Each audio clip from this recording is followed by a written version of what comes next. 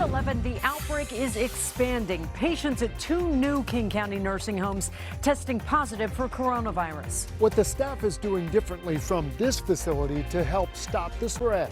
Coronavirus hits the South Sound. We have our first COVID-19 case in Pierce County. The details health officials are sharing about the case as they try to retrace his steps. And classes ordered online. I feel like the decision was more reactive instead of proactive. The preventive action local universities are taking to protect their students. The outbreak continues to grow tonight. 2 new counties are reporting cases of coronavirus. Now, earlier today, we told you about a case in Jefferson County, and this evening, the first reported case in Pierce County. Now, take a look.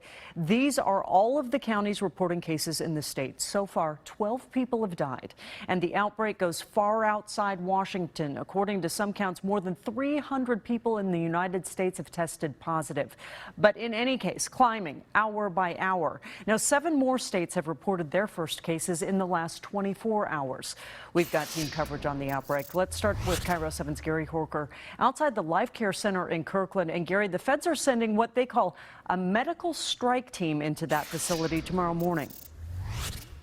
And from what we're hearing, just the sheer size of this federal strike team is impressive, Monique. Just imagine more than 24 doctors, nurses, and medical technicians all trained to work in the middle of national disasters.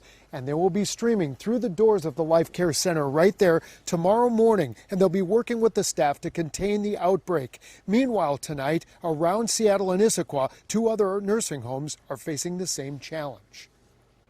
Staff at the Ida Culver House, Ravenna, took immediate action to prevent an outbreak after someone in this retirement community tested positive in the hospital for coronavirus. They put a sign outside saying they are no longer taking visitors. At the same time, the entire Issaquah Nursing Home and Rehab Center was put on quarantine after a resident there was taken to a hospital Tuesday with confirmed coronavirus. Now, back at Kirkland's Life Care Center, where 34 people contracted coronavirus and 10 have died, 15 residents were moved out to hospitals just today. That is huge. They're keeping them at whatever hospitals that they are sent to, and they're not being brought back here. But Carmen Gray's mother, 76-year-old Susan Haley, was the exception. She was taken to Evergreen Hospital with respiratory illness, tested for coronavirus, and taken right back to Life Care. She told us by phone. I did not want to come back here.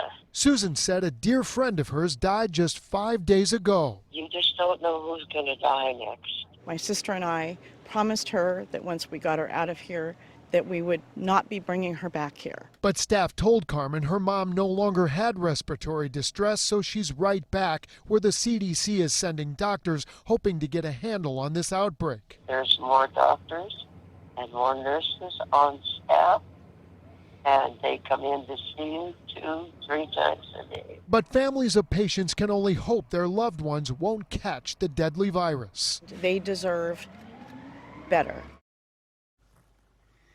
Now, we also expect the federal strike team starting tomorrow to provide another public service, and that is communication. As we've been telling you all week, families of loved ones have been rallying outside the Life Care Center saying they're not getting enough information from Life Care Center management about what's going on inside there with their loved ones. Some of them are communicating through phones and windows when they're quarantined inside there. But we expect that strike team to provide step-by-step information to those families and to us about what's happening in the building behind me.